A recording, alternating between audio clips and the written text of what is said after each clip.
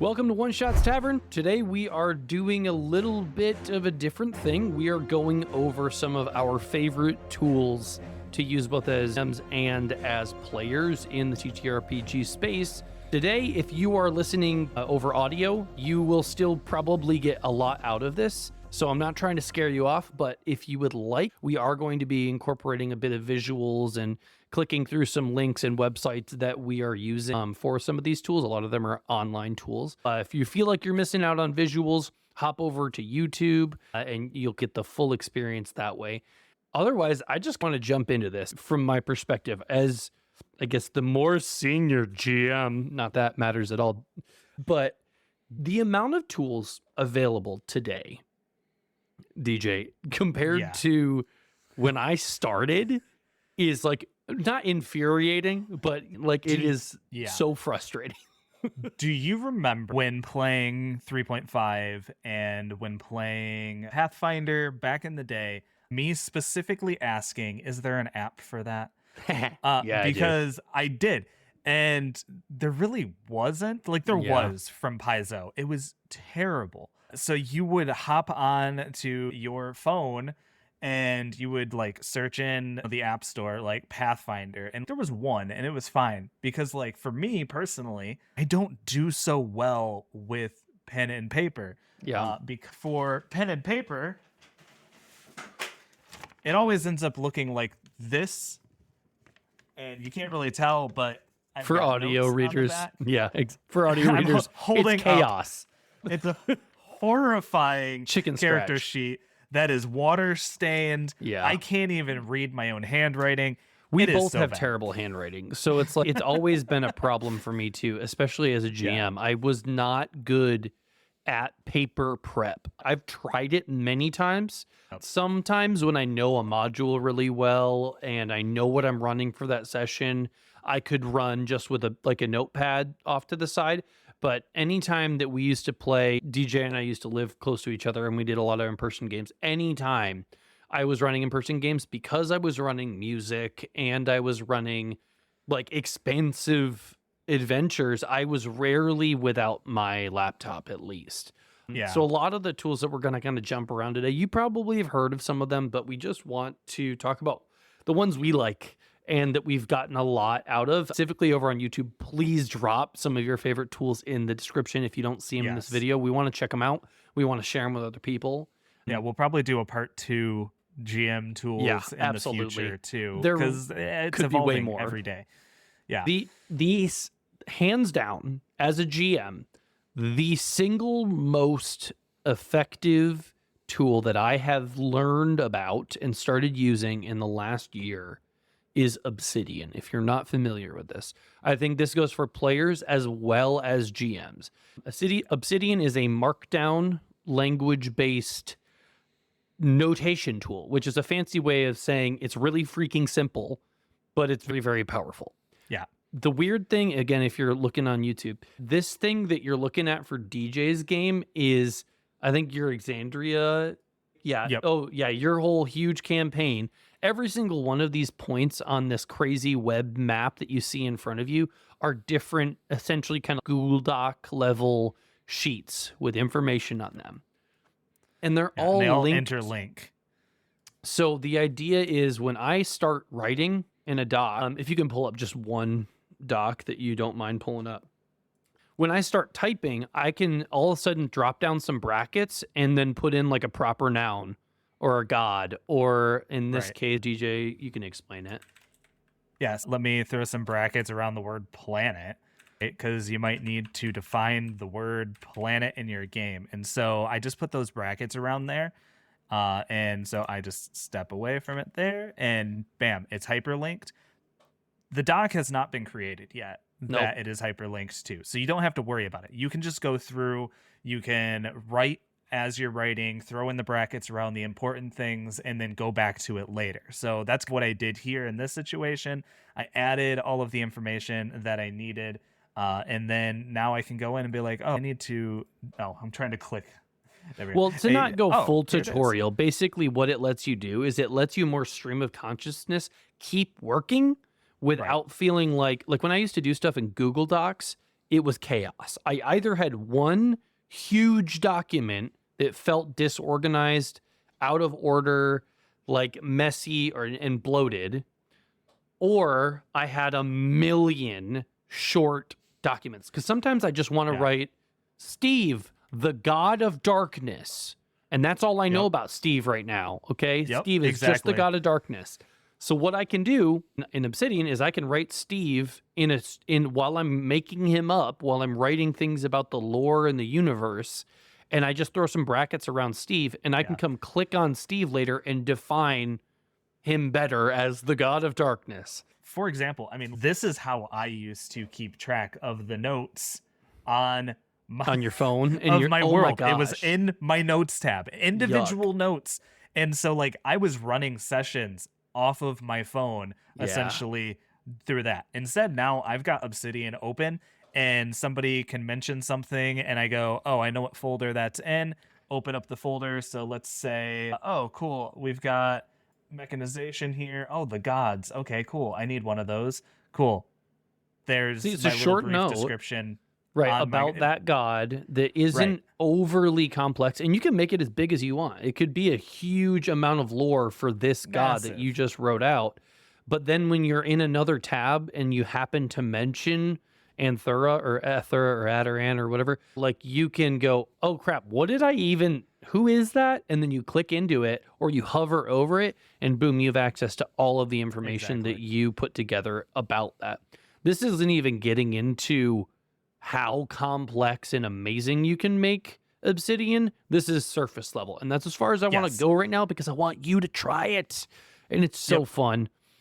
Just Obsidian. It's free. Definitely check it out. If you get really into it, there are Discords dedicated to all of the mods that you can add into Discord. It's beautiful. And there are YouTube tutorials of how to build this out specifically that like reference GitHub links that pull in all the 5e rules or whatever. I've done my own version of that with doing stuff with Cypher where I've pulled in some of the rules from PDS. It's a little bit more arduous, but there are ways to make this black screen that you see right now look like D&D Beyond does on Parchment. And there's ways to make... I build out my GM screen in something called... what are they called? Canvases? Which lets me take each of these notes that are scrollable and pin them all over this board and be able to look at them and reference them at any point in time when I'm like running my session. So hands down, number one, if all you get from this as a GM or as a player that likes to ever take notes, because you should, check out Obsidian. It's incredible. It's gonna change how you think. It is designed from the designer's perspective. It is designed to work like your brain. That's all of these nodes that are connected. It's because you're writing and referencing the same things over and over again that need to be re-referenced, but you don't need to explain everything about the lore of a god every single time they're referenced, but you also don't want to forget it when you need to reference it. So check it out. Remember that NPC Steven that you came up with and you needed to reference and remember what his name was because your players decided that they're in town and they want to check on him again? Yep. Fantastic. He's in the NPC tab right there. That's Obsidian. And you can build it out however you want. The thing, and to bring up another tool that I'm sure people that are listening are familiar with or that I have no problem with, World Anvil. I don't know if you pulled that one up. I don't. I can get it real quick. But it works very similar to Obsidian. It's just a lot less customizable. What they do instead, because Obsidian is a blank slate, right? You are the world builder, but you're also the organizer of everything. World Anvil is a little bit more structured. I've used it before, but I felt a bit constrained by how it works. It's a similar structure where you're building out a Wikipedia for your universe that you're building, but it has prompts. It's like there's whole sections for magic items. There's whole sections for putting maps that have pins that are interactive. It has tons and tons of stuff that you can play with. So check that out too if you want a little bit more of a guided experience. Yeah, World Anvil is great. Obsidian has a lot of those tools now built in that will pull from other places. So it's a little more decentralized. But yeah. And then if on that track as well, another one that I am a big fan of is going to be an Inkarnate. Inkarnate is where I typically build all of my maps. And so you could get as detailed or as undetailed as you want with Inkarnate. And so that was like how my world of Aderos began, because I wanted to make a map for a campaign that I was running for Andrew and a few of our other for the Sea of Sorrows. And I was like, oh, this is fun. All right, cool. I made that map. I was like, how detailed can I get with like my own thing? And I think it turned out pretty decent. But I've seen ones that blow mine away. So, yeah, it's one of those things. A map gives players something. Don't get me wrong, there's actually downsides of using a map sometimes, but the map can become its own character in a campaign. In the game that DJ ran for Sea of Sorrows, we were in the craziness of the Shadow Realm, Ravenloft, and we knew where we were going. Even though it wasn't a hex crawl, if you're not familiar with that, that'd be where you took a map and you can overlay a hex on it, and you know exactly the like point coordinates that you are on it. Longitude. My gosh. And there's GMs that they will prep every single hex. 100%. That's possible through Inkarnate, but it also can just be simple where you're like, okay, I understand more about this universe now because I know how it's laid out. Super cool tool. I found it a little clunky to play with. I just didn't honestly spend the time getting good at it, to be completely honest. That's fair. So it takes a little bit of time, but I highly recommend taking a look at that if you're in need of a map. And that's some of the GM prep stuff. Is there anything else like on the GM side that you find like invaluable for you without getting into the like in-person versus online stuff? Yeah, so this is a new one for me, actually.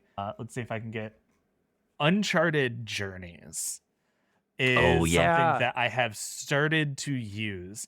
This gets more into the supplement side of things. Yeah, for sure.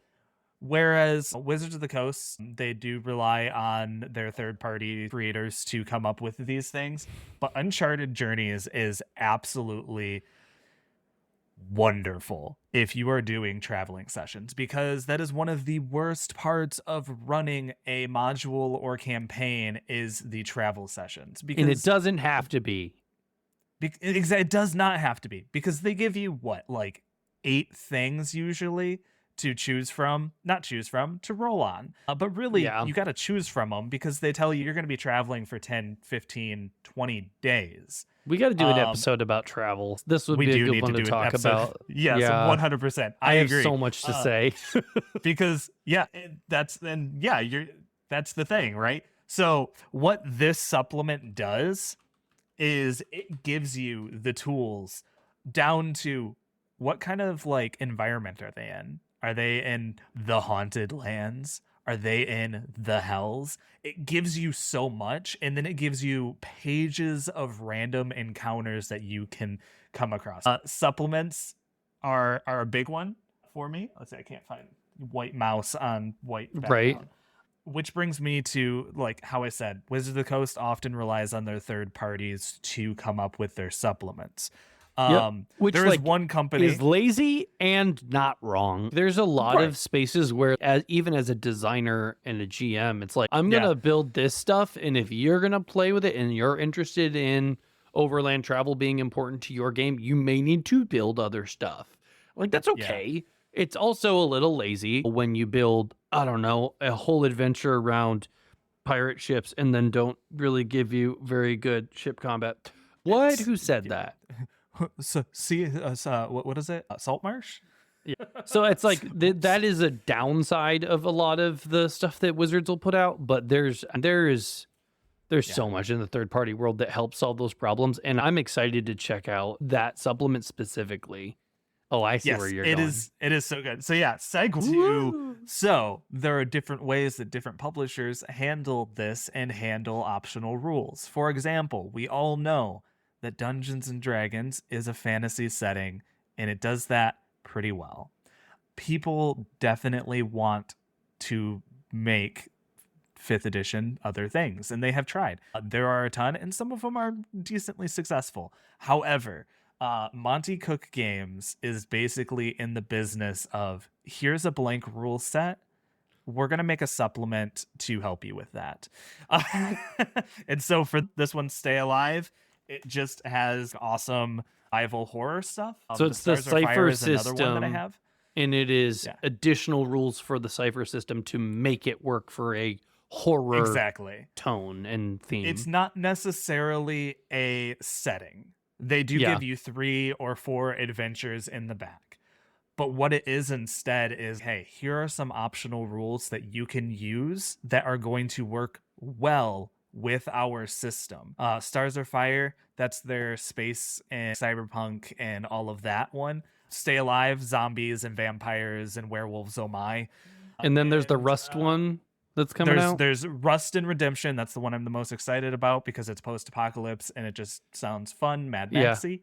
And We're All Mad Down Here, which is like Alice in Wonderland and like Super weird fantasy fairy tale. your public domain fairy tale stories. Yeah. Yes. It's awesome. Yeah. It's like the What Once do you Upon have a next, Time. Andrew? Okay, so the thing that I want to jump to is something I wholeheartedly miss, and I'm excited to get back to having them more, and that is in-person games. Yes. So something about in-person games that was so special to me as an artist, not just a GM, was being able to find ways to create an immersive experience. You'll hear me say that a million times. I always care about making an immersive experience. So does every GM. But my favorite ways to do that, and DJ didn't even get the chance to experience some of this, but that was through lighting, sound, and props, Yes. as well as the normal stuff of miniatures and maps and terrain. So Yep. you can probably pick up on it pretty quick, but I have access to a 3D printer.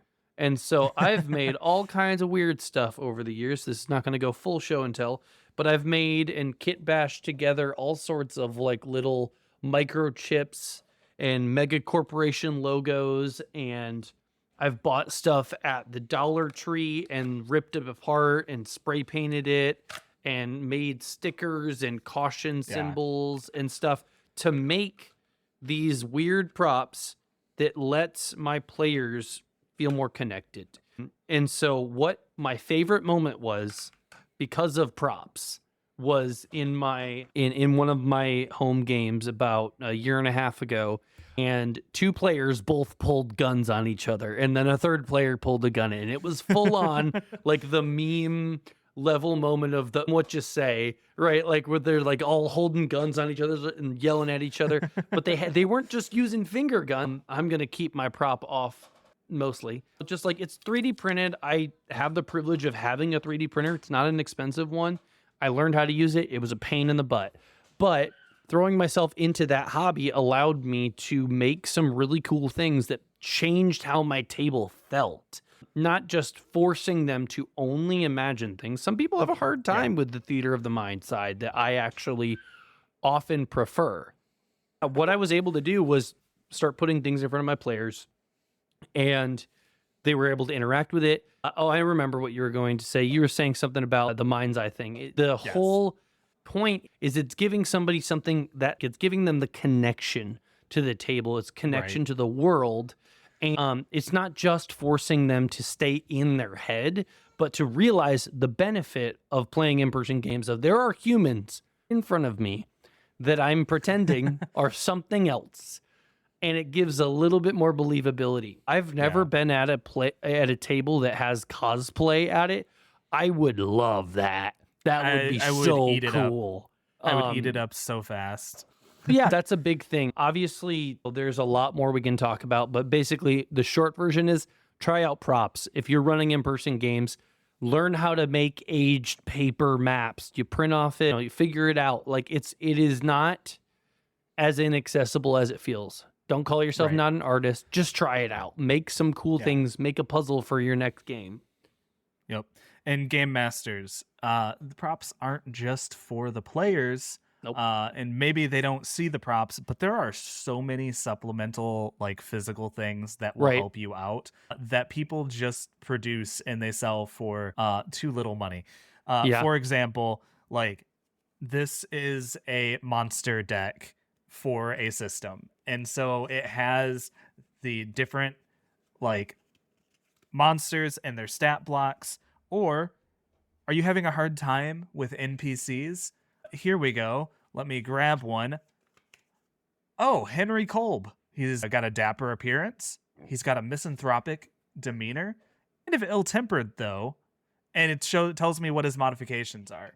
Like, awesome. that sort of thing can help the role play and the session continue without that awkward pause of, I didn't have that prepped, so now I have to think about it. Yep. Which, like, GMs get better at that over time, but really all they're doing is hiding their sneaky little tools. Like, that's I remember how often I would use name generators. I'm sure listeners have, while making any number of characters, have been to like fantasynamegenerator.com. They're fine. They're perfectly fine. I still use them on occasion. They're not bad resources to play around with, but anything that can lower the barrier of, I need a thing at my fingertips right now, please. That's really what you need. And I've taken stuff from those and made my own name generators, for, like using Google Sheets and stuff. Yeah. All that's totally free. Right. I bring that because like I'm showing off props and DJ's got a deck. And look, we're not here shilling products. We're just saying there's so many cool things available. There's so many things. But also there's a lot that's free. And a lot of it's going to be online. John is one of the most popular fantasy generators out there. I use it probably every time somebody says, hey, can I see if I can buy some things? It, like, for example, their shop generator, you say exactly how large the town is. It gives you a random list. It gives you the name of the place. And every time, okay, now, and then you refresh it. It should give Vincent's Wondrous Armaments. It does the work for you. There you go. It's great. It's supplemental. It's free. It sucks populating a shop's inventory. 100%. And it's actually what I usually do is I usually don't have a shop's inventory depending on the system I'm running. And I'm like, look, players, what do you want? Let's just be real. What kind of thing are you looking for if you don't know what you want? You know, are you trying to solve a problem? Are you trying to become more powerful? That's usually what I'm trying to help guide them towards, something maybe I'm already aware of. But also, I cannot tell you how much random tables and generated inventories has caused utmost amazing, unexpected chaos in my games, and I love it. You'll surprise, we like Cypher. So Monte Cook Games Cypher system, they have incredible options for the ciphers in the game. They're the one-off magic items. They use them once and then they're gone. So it helps balance the amount of power that they might bring to the table. But that thing that they just rolled on a random chart that gives them the ability to nuke a room will make a session like 100%. Incredible. And it just adds that flavor all of a sudden where it's just, okay, cool. So I have something for this. It might be a little chaotic. But I'm going to pull this man out of phase with reality for the next hour. And we're going to run. Yep, for sure. And then the other big thing in person is miniatures and painting terrain and stuff. I don't need to get into that too much, but if you haven't tried it, you're likely on YouTube right now or have been on YouTube. Yeah, look, DJ's got a freaking Kraken Eldritch Horror dude. Painted that. And he painted it. And it's like a DJ, this is not a dig, would not be normally a person that's like, I paint, and I'm an annoying artist type, right? People always go, I could never paint minis like you, Andrew. I'm like, shut up. Yes, you can. I know people that are not artistic at all that have done incredible miniatures because it is about learning processes. Yeah. Yeah. I am so impatient. And so I was definitely one of those guys that was like, I don't know if I can do this. But like, here's the thing. Even if you're running in person or if you're running online, I know game masters who will print and paint the minis for their characters regardless and make sure that their players have it. Because a tool that we can, it's a connection. A tool we can not go full demo on because it'll become the whole episode is Hero Forge. You're likely aware of it. It is like a video game style character builder that lets you build out a 3D model that you can either order to have shipped to 3D printed and shipped to you. Yeah, look at this little gnome dude that DJ put together. You can also, segueing to our next subject, which is online play, you can also get access to the 3D model, not for in-person play, but you can also use it on a VTT, which is a virtual tabletop. There's a lot of ways to import them into the different platforms. Yeah. It is a phenomenal platform to build things out. You can get a digital token, not even the 3D model, just if you want artwork of your character. Before the shift towards so much accessible AI artwork, people that didn't have the money to commission portraits would often build their character out inside of Hero Forge and to finally visualize their character for the first time. And it's a great platform. More along the lines of Hero Forge and using it with a VTT. I ran a Curse of Strahd campaign, and let's get right in his face. So here's the mini that I created for Curse of Strahd, and then here's a map that someone else created of Yester Hill. Tailspire's become one of my absolute favorite virtual tabletops because of this. It's not the only one, though. There are so many virtual tabletops, and many of them will work with Hero Forge. For example, there was another one that I was playing around with. I'm not going to show it, but Dungeon Alchemist. It's a minorly AI generative map maker, and you can import your Hero Forge minis into that as well, which is super awesome. It works great right now for fantasy, because that's what it's geared for. Hopefully they add modern assets, because I'm a modern girly, but yeah. And so VTTs in general would be an easy segue. So Tailspire is the one we're most familiar with that is full 3D. That, as well as Roll20, which I've been playing with for a decade. This solves for a couple things. I run Roll20 because it is extremely simple. It can be very complex. They can have dynamic lighting where you're doing a dungeon crawl and looking around corners, and you can see the field of view of characters, fog of war, all that kind of stuff. I've done that.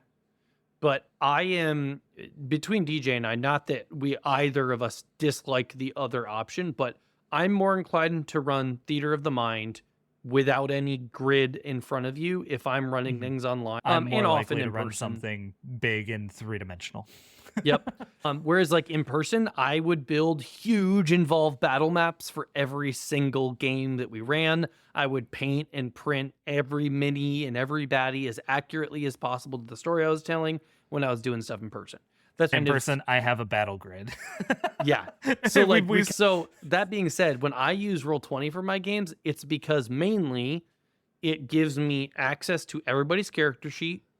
It gives me a whiteboard at the drop of a hat if I need to lay things out in a more tactical, position-based kind of scene. But it also gives me like a screen for players to look at, to throw up artwork, to move around tokens. And when I do Theater of the Mind, I do what I like to call like zone-based combat, where like I will put minis or tokens on the board that represent the players and the enemies, as well as like maybe certain locations.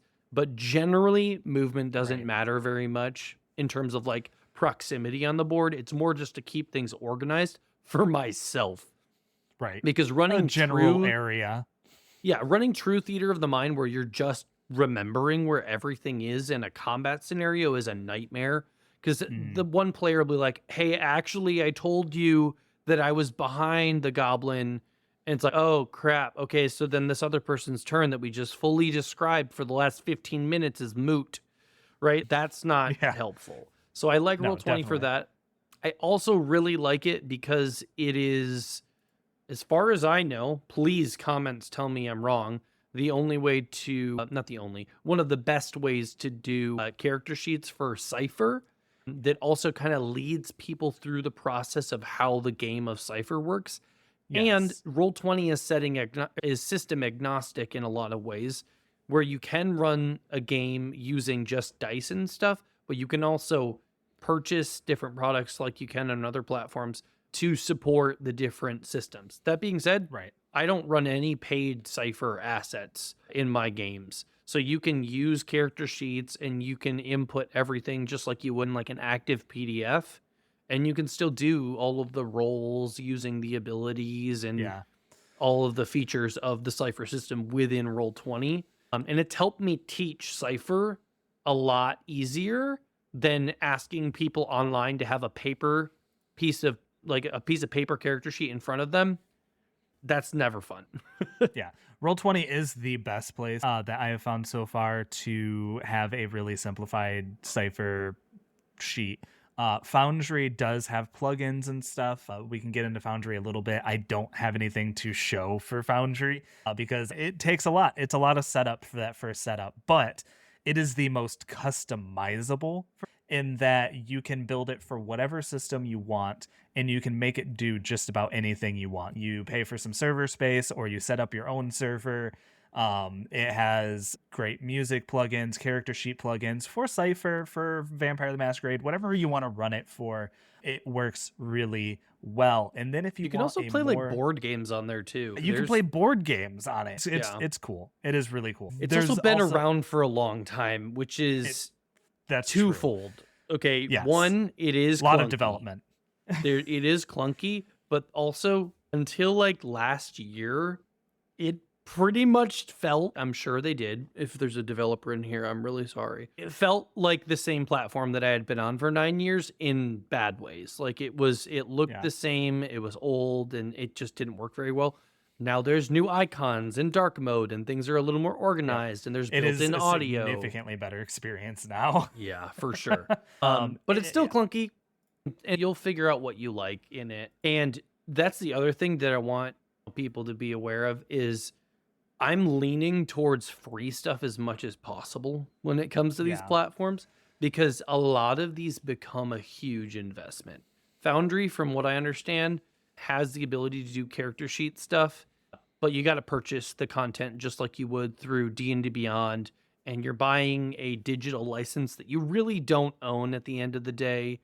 So there are certain, I don't know if you want to call them moral quandaries, but there's qualms people might have with doing that. I personally have not invested into Foundry because when I was running a lot of 5e, I was heavily invested into D&D Beyond. Is now a way to use your D&D Beyond stuff in Foundry, actually. Cool. And so you can, so essentially it's just a little tool that will copy your character sheet over from D&D Beyond over to Foundry. And it does it really well. But onto another VTT that is more for the people who want to run Theater of the Mind stuff is Alchemy. Alchemy is here not solely. They have added maps and stuff to Alchemy in recent months, but one of the places where it excels is these backdrops that kind of give you a nice little feel. It's like a motion desktop background thing that sets tone. Like art helps to set tone really well, and when there's a little bit of movement, you're just turning up that immersion. Yep, exactly. And it helps keep people from wandering off is the big. So we talked about D&D Beyond. Everybody knows D&D Beyond. There's really not a whole lot of reason to talk about it because almost everybody has had some experience with it. If you haven't, real quick, it is a marketplace for D&D 5th edition digital character sheet creation, and they're adding a lot in the world of VTTs. I like to touch on that. It's like I'm excited to see what they do. I'm just less invested in Wizards of the Coast these days because of issues I've had with them more as a company. That's not to say there's anything wrong with you playing D&D. Still will always love Dungeons & Dragons 5th edition. Oh, yeah. That's not what this podcast is about. No, it's not. It occasionally will be. There's an alternative. I've always wanted the quality that was D&D Beyond elsewhere. And it just didn't exist in a way that it felt worth it. I was aware of Demiplane a couple years ago, back when Pathfinder 2 was coming out. At the time, wasn't a big fan. That was like a year ago, by the way. No, that was 2 years ago. They still 'Cause it haven't was- released their Pathfinder tools yet. They announced it back then. Oh, I they were demoed doing some it, beta. whatever. But They have, sorry, now it's yeah, so they Starfinder demoed 2. it at Gen Con 2019. Yeah, it was the year before we went. No, Or that was 5 years ago. What am I Yeah, talking it's the same about? thing. I don't know. I'm crazy. Regardless, Demiplane is a great new option for Yes, it is. a D20 D&D Beyond digital character sheet that also incorporates having like rolls and like digital dice and all that kind of stuff. Yeah. So here's Candela Obscura, a character sheet for that, for example. But that's not all they have. They have, so we can hop over to their other games. They got Pathfinder 2E, Avatar Legends, Vampire the Masquerade. So we can click into that because I do have actually a character on here. Of course I do. And so it's just, oh, cool. Here's all of my characters for all of my different games. Cool. We've got my super edgelord, Victor Frost. Required to be edgelord. Former professor. And oh, yeah. it's great. We got to try this out. At least I mainly got to try out this version of Demiplane with Candela Obscura in a recent episode. Our friend of the podcast, Danil, is a GM over on Start Playing Games. He ran Candela for us. You can actually watch the whole playthrough over on our Patreon. Yep. $5 gets you access to all the full playthroughs of the games that we do. And I really got to play around with this for the first time. Not only was I playing around with Candela for the first time, but I was playing around with Demiplane. And it's a digital character sheet is good at getting rules out of the way. I do often miss having paper sheets because there was something nice about not having tech in front of everybody. But really, at the end of the day, for accessibility reasons, it is so much a superior experience to be able to have a character sheet lead you through the process of how rolls work, how scars work in Candela and Forged in the Dark kind of games. Like it's spelled out for you, and it helps you along the way rather than just saying, yeah, it's somewhere on your paper character sheet. Go ahead and fill it out. Yeah. Yep. It helps me significantly to learn systems as well. It's been a while since I've done anything with Pathfinder, right? Yeah. So me going through and building a Pathfinder 2 character, I was just like, I don't know what I'm doing. But guess what? It didn't matter that I didn't know what I was doing. It walked me through it. And that is exactly what I want out of one of these tools. And they're adding new games all the time to Demiplane. Yep. I'm hoping that essentially they just become the, hey, open marketplace. Everything else, here it goes. So, yeah. And it's interesting. I know DJ brought this up to me recently. It's like, it's interesting to see for the first time in a very long time, D&D Beyond is finally putting third-party content on their website. It's all still 5th edition D&D, but it's they recently did a partnership with the Dungeon Dudes, another awesome podcast on YouTube. They published a big Kickstarter that was called Dungeons of Drakkenheim. Very cool content. Their stuff's on D&D Beyond, and it's like the first time that's happened since they like had a failed partnership with Riot. Do you remember that? Yeah, I do. That was weird. It didn't last very long, and they took all the content down. Yeah, exactly. So, and they did stuff with Darrington Press. They've done, what's the other ones that they've done? It's very limited. But it seems that essentially, if it's going to be added to the Demiplane 5th edition, that it's probably going to end up on D&D Beyond as well, is what it appears to be. Which is fine. Competition is good. That's kind of why we wanted to do this episode is there are so many options, and we're not trying to highlight ones that we think you need to be using, but we want to show you that there are options that like you don't need to make everything up. You don't need to find it all yourself. Right. And it's, again, I kind of brought up accessibility a second ago, but there's a lot of barriers to getting into TTRPGs, and to put a bookend on looking through these tools, we could do this all day, right? And we will probably do more, and we want to see what tools you guys are doing and using. But the reality is I care about making it possible for as many people that play with me and that listen to this podcast feel like they can play the game that I love. And when I say the game, I don't mean D&D, I don't mean Cypher, Whatever game. TTRPGs. Yeah, I want exactly. people to play because it has changed my life. And it has made it deeply fulfilling to be able to participate in TTRPGs with my friends. So when these tools can get shit out of the way of you feeling like you can't do it, I can't visualize my character. Okay, let's look at some art tools that we could maybe build one out for you. I don't know how to build a character. Okay, cool. We have a digital character sheet that walks you through it step by step. Maybe you're not, because you're not an auditory processor where if I'm spewing how to make a character at you, you're just getting overwhelmed. Here's a VTT that shows you the battle map. It's 3D. You can move the camera around. You can figure out the angles that you want to try and navigate this scenario to do something cool. It's about accessibility. It's about making this game playable and immersive for more people. And it doesn't matter how you play or who you play with. All that matters is that you play, because life is better when we're playing games together.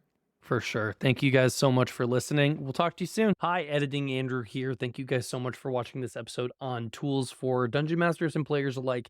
We want to invite you to check out our Kickstarters, both Pink Security More and Battle School, over on Kickstarter right now, funding through the end of February. We have both hit our goals and we are in the stretch goals territory, trying to make these projects as good as they possibly can be. Thank you all for the support that you've given us so far. It has meant the world to us to make these dreams a reality and getting into self-publishing. If you are not already, please follow us over across all social media. We are One Shots Tavern. You can find us over on TikTok. You can find us on YouTube. You can find us on Spotify, wherever you get your podcasts. If you would, just leave us a review, whether it's a comment on YouTube or a review on Apple Podcasts. That kind of stuff really boosts our ability to get out there and be seen by people, as well as we do want to genuinely talk to our audience and learn how we can be better at what we're doing. We're always trying new games and we're learning from them to become better storytellers and players at the table. Thank you guys for listening. We will see you next time on One Shots Tavern.